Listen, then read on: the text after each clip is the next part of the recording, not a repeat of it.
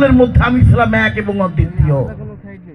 সেই সময় সালটা ছিল 1971, তারিখটা ঠিক স্মরণ করবার পারতাছি না।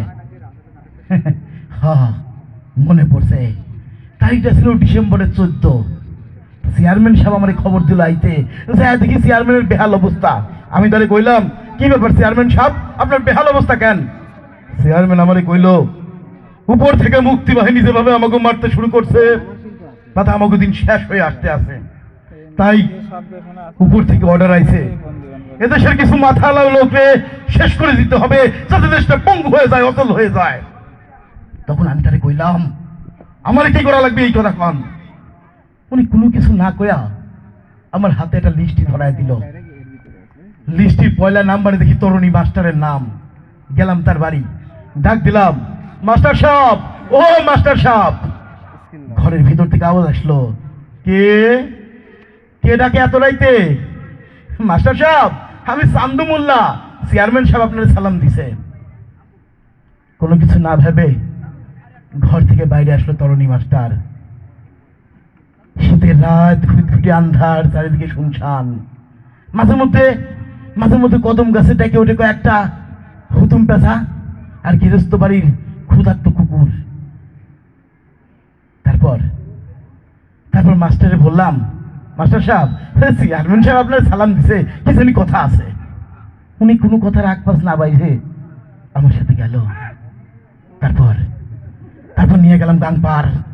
শীতের রাত, খুঁটখুটে আন্ধার, চারদিকে শুনশান। সে আমারে কইল, হ্যাঁ আমারে এইখানে আল্লাহ কেন? সাথে সাথে মুখের মধ্যে আঙুল গুজা দিলাম, বাইন্দা ফেললাম, চিৎ করে শোয়া ফেললাম মাটির উপরে।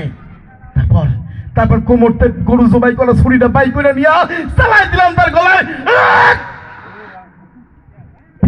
রক্ত ছুটল আমার নাকে মুখে, রক্তের নুনটা স্বাদ পেলাম। তখনও আধা কাটা লাশটা গড় করতেছে। আমি আনন্দে আত্মহারায় গেলাম, লাফতে পারলাম বুকের উপরে, পেট থেকে গলা পর্যন্ত পাত্রে ফেলে ফেলালাম, হাত হান্ডা দিলাম ভিতরে। পাঁচ আঙুলের কাছে উঠে আসলো হৃৎপিণ্ডটা, তাজা গরম, তপ করতেছে। বাইরে সিগারেট টাইনা বের করে ফেলাই দিলাম ডাঙে। তারপর মাস্টারের বুকের মধ্যে ইট ঢুকায়া ভাসায় দিলাম। সব শেষ। কি ভুল আমি করেছি। আমি আমার দেশের মানুষের সাথে বেইমানি করছি।